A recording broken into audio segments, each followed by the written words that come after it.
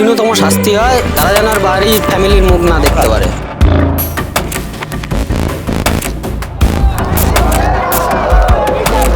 তারা চুপচাপ শো দেখছে যে আমরা বেরিয়েছি, আমরা কার্টুন মনে হচ্ছে, আমরা কার্টুন, আমরা র্যালি করতে বেরিয়েছি, আমরা হলো কার্টুনের মতন যাওয়া আসা করছি, ওরা দেখছে।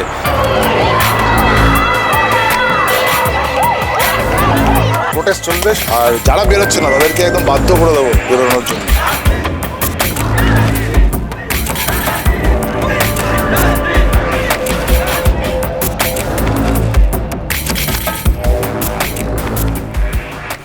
তো আমাদের মালিক ঘুমাচ্ছে। যে মালিক মালিক মালিক উঠবেন, বেডটি পাঠাবো, ঘুম ভাঙলো। এই যে কফি নিন মালিক।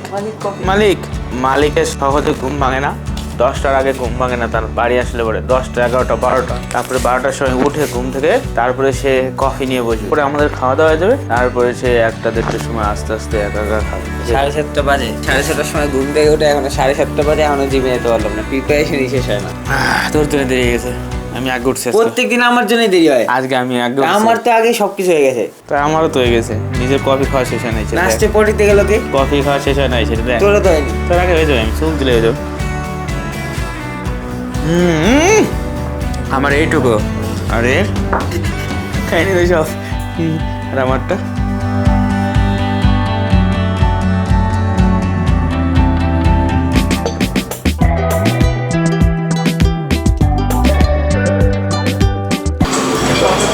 Hello, happy Rakhi Purnima. হরে কৃষ্ণ। হরে কৃষ্ণ। অলরেডি সকালে একটা পড়া হয়ে গেছে, আর এটা সেকেন্ড রাখি। ও আমাকে ফার্স্ট রাখি পড়িয়েছে। দাঁড়া টিয়া, আমার কাছে দেওয়ার মতো কিছু নেই। Thank you. তোর জন্য দুটো, থ্যাংক ইউ। তোমার জন্য দুটো, একটা।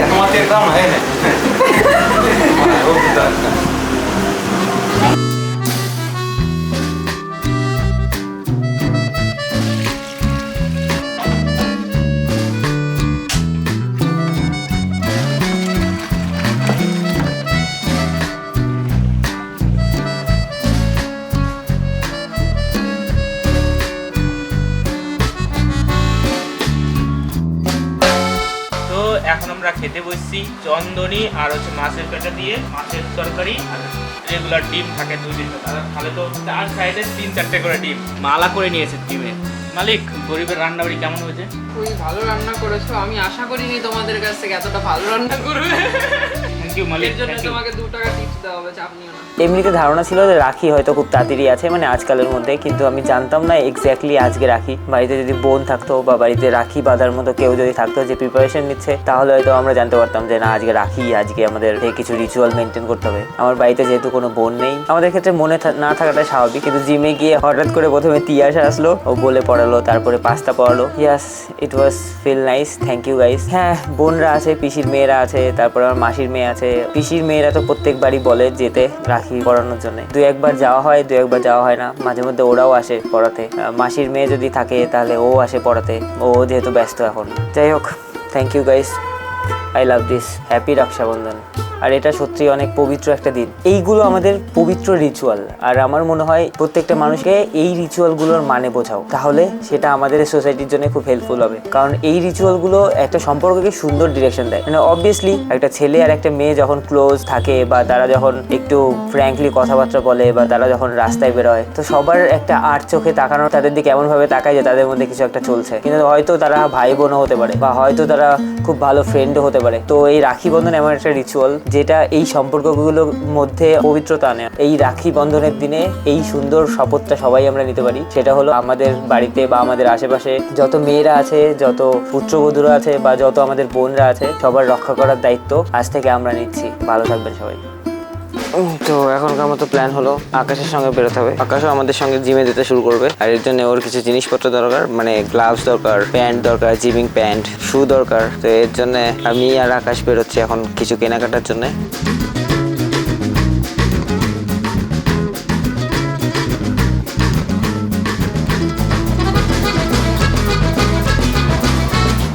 কি করিস? মোগল রিভাইস মারছিলাম। মোগল সাম্রাজ্যের ভিতরে যখন হুমায়ুনকে আক্রমণ করার পরে শেরশাহ সিংহাসন পায়, সুর বংশে প্রতিষ্ঠা করে, শেরশাহ সম্বন্ধেই জানছিল। শেরশাহ হচ্ছে তুই একজন আফগান সেনাপ্রধানও বলতে পারিস। শেরশাহ মানে ওর বাবার জায়গির ছিল হচ্ছে শাসারামে, বুঝলি? 1526 দেখ পানিপথের যুদ্ধ, পানিপথের যুদ্ধের পরে বাবর হচ্ছে কেবল সিংহাসনে বসছে, সারা ভারতবর্ষ তখন আনস্টেবল। দেখ তুই ওইদিকে রানাসাঙ্গার সঙ্গে যুদ্ধ, তারপর আফগানদের সঙ্গে যুদ্ধ, এদের সঙ্গে যুদ্ধ করতে করতে 1530 সালে ও মারা যায়। তো এর মধ্যে সে সাম্রাজ্যটা ঠিকঠাক করে গুছাই নিতে পারেনি। তো তার পরবর্তীকালেই তার ছেলে হুমায়ুন বসে। হুমায়ুনের সময় আফগানরা আবার সেই মাথাচাড়া দেয়, কিন্তু তাকে হারায় হুমায়ুন। তারপরে কার সঙ্গে যুদ্ধ হয় বলতো? বিহারে শেরশাহর সঙ্গে। প্রথম যুদ্ধ ছিল হচ্ছে চৌসার যুদ্ধ, 1539 সময় হয়। সেটাই হুমায়ুন হারার পরে সে পালায় চলে আসে, বুঝলি, দিল্লিতে। তার পরবর্তীকালে আবার আক্রমণ হয়, শেরশাহ আক্রমণ করে 1540-এ। তখন কি করে হুমায়ুন এত বাজেভাবে হারে, ও পালায় চলে যায় কোথায় বলতো? পার্সিতে চলে যায়। তারপরে ওইখান থেকে 15 বছর দেশত্যাগ থাকে হুমায়ুন। তো শেরশাহ ওই যে কয় বছর ছিল ও রাজত্ব করছে, ওই রাজত্বকালে ও এত ভালো কিছু করে গেছে।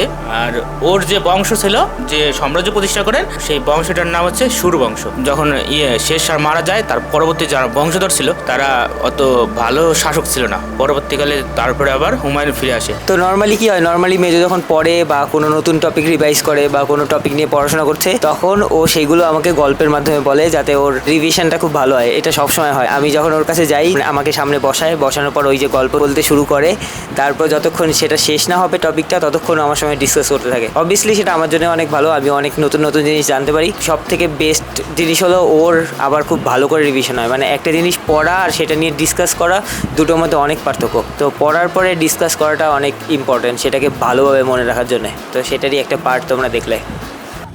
এখানে চকলেট কিনে নিয়ে এসছে। এখন আমরা যাচ্ছি পিসি বাড়িতে একসঙ্গে।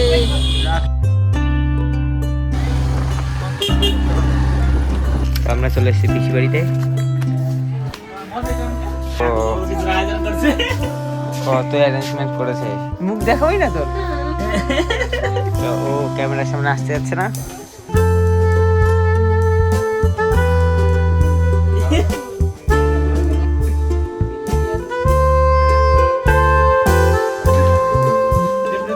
আমি 3টে খেয়েছি, 2টো রয়েছে, আমি আর খেতে পারিনি। ও শুধু ছানা জিলাপিটা খেয়েছে মেজো, আর মেজোর চকলেটটাও আমি নিয়ে নিয়েছি।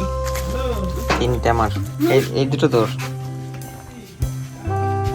এই দিদি বোন এরা হুটহাট করে এমন এমন জায়গায় আমাকে রাখি পড়াচ্ছে যে আমার কাছে কিছুই দেওয়ার মতো থাকছে না। তো পকেটে চুইংগাম থাকে সবসময়, এর জন্য নিয়ে বেরোতো তো সকালবেলা থেকে। ভুল হয়ে গেছে, ভুল হয়ে গেছে। কিন্তু আমি চুইংগাম দিয়েছি, তুই দে কিছু, তুই তো তাও দিতে পারবি না। আরে আমি ছোট না, সাত করে মা চলে গেল।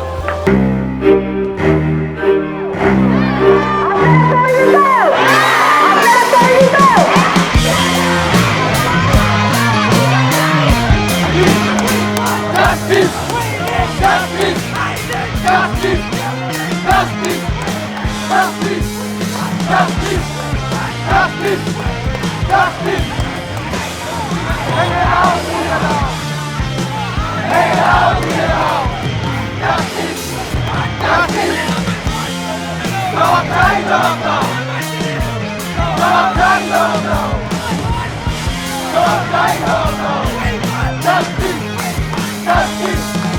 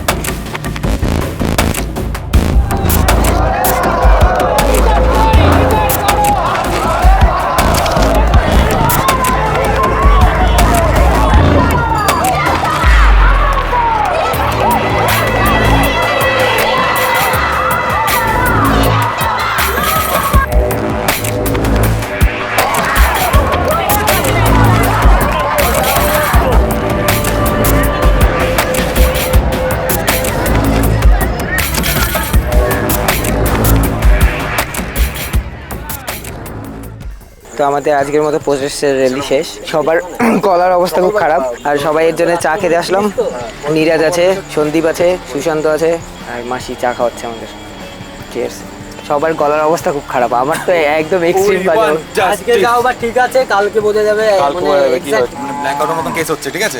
আমি সাথে একটা ভাইয়ের কাঁধে হাত দিলাম, ওকে সাপোর্ট নিলাম, আমি একটু রেস্ট নিলাম, দিয়ে আস্তে আস্তে হাঁটলাম, কারণ এত জোরে জোরে চিল্লানো হয়েছে। এত বড় চেহারা, তার উপর আবার জিম করিস, কি লাভ? সকাল থেকে পুরো আমি একটা কথা বলবো, সেটা হচ্ছে আমাদের এই যে এত রাত জেগে প্রোটেস্ট করাটা, এটা যেন ব্যর্থ না যায়, এটা যেন অবশ্যই একটা সঠিক সিদ্ধান্ত হয়, আর যারা জড়িত এই রেপ কেস তারা যেন অবশ্যই ধরা হয়। তারপরে কি তাদের জন্য কঠোর, তাদের জন্য কঠিনতম শাস্তি হয়, মানে ওই যেখানে ধরা পড়বে ওইখানেই যেন মানে তাদের খেল সমাপ্ত, তারা যেন আর বাড়ির ফ্যামিলির মুখ না দেখতে পারে। আমরা বেরোচ্ছি, আমার বাড়িতে আমার দিদি আছে, মা আছে, আমি কিন্তু তাদের জন্য শুধু বেরোচ্ছি না, এই আশেপাশে যা বাচ্চা মেয়েরা আছে সবাই আমার বোনের মতন, দিদির মতন। আর এর থেকে বড় কথা, আমরা রাস্তায় বেরোচ্ছি, আমি রাস্তায় বেরিয়ে দেখছি যে রাস্তায় সামনে সব দেখছে বাড়ি থেকে বেরিয়ে। আমার কথা হলো একটা, যে যারা বেরিয়ে দেখছে তারা তো আমাদের সাথে একটু সাই দিতে পারতো, তারা চুপচাপ শো দেখছে যে আমরা বেরিয়েছি, আমরা কার্টুন মনে হচ্ছে, আমরা কার্টুন, আমরা র্যালি করতে বেরিয়েছি, আমরা হলো কার্টুনের মতন যাওয়া আসা করছি, ওরা দেখছে। দুর্গাপুজোর ভাষণ হয়তো বা, তাই না? তাও ভাষণ আছে, জয় মা দরগা কিছু একটা বলে, এখানে তাও কিছু বলেনি, নর্মালি দাঁড়িয়ে আছে। ম্যাডাম আপনাকে বলি, দিদি ম্যাডাম, আপনাদের রাস্তায় বেরোতে হবে না, আমরা বেরোচ্ছি, আপনারা বাড়ির সামনে থাকুন, আপনার বাড়ির সামনে দিয়ে আমরা যাবো, আপনারা আমাদের সাথে একটু সাই দিন, আর কিচ্ছু লাগবে না। ভেবে দেখবেন ওইটা কারোর মেয়ে, আপনারও মেয়ে, আপনার ঘরেও কেউ আছে, প্রত্যেক ঘরে কারো না কারোর মেয়ে সন্তান আছে। তো অন্ততপক্ষে ওই দিকটা তাকিয়ে একটুখানি ভাববেন যে আপনারা যেটা করছেন, বাড়ি থেকে না বেরিয়ে আওয়াজ না তুলে ভুল করছেন। সোশ্যাল মিডিয়ায় দিচ্ছেন, ঠিক আছে, কিন্তু অন্তত বাড়ির সামনে যখন দাঁড়াচ্ছেন, রাস্তাতে র্যালি যাচ্ছে, আমাদের সাপোর্ট করুন, আমাদের সাথে সুরে সুর মেলান। কি হাঁটতেও হবে না, আমরা হেঁটে যাচ্ছি আপনাদের এলাকার সামনে দিয়ে, আপনি সুরে সুর মেলান, আর কিছু লাগবে না। তোর কেমন মনে হলো বলতো? আমরা কার্টুনের মতন যাচ্ছি। তবে আমাদের এই প্রোটেস্ট চলবে সারাক্ষণ, যতক্ষণ বিচার পাচ্ছি আমরা সবাই, আর যারা বেরোচ্ছে না তাদেরকে একদম বাধ্য করে দেবো বেরোনোর জন্য, ততক্ষণ না ন্যায্য বিচার হচ্ছে। এইটাই সঠিক সময় বেরোনো, এই সময় না বেরোনো, এই সময় চাই না এই সময় কখনো ফিরে আসুক, এইটাই শেষ সময় হতে চাই, যে এই সময়টাই এন্ড হোক, আর এই এন্ডটা এমনভাবে হোক সারা বিশ্ব, সারা দেশ, সারা ওয়ার্ল্ড মনে রাখুক যে না, এইটাই এই একটা সময় যে কিছু একটা হয়েছিল। সুশান্ত মাঝ রাস্তায় অসুস্থ হয়ে পড়েছিল, প্রায় ব্ল্যাক আউটের মতো অবস্থা, ওকে সেই জল ফল ঢেলে ঠিক করা হয়েছে। জল মাথায় ডালিয়েছি, জল খাইয়েছি।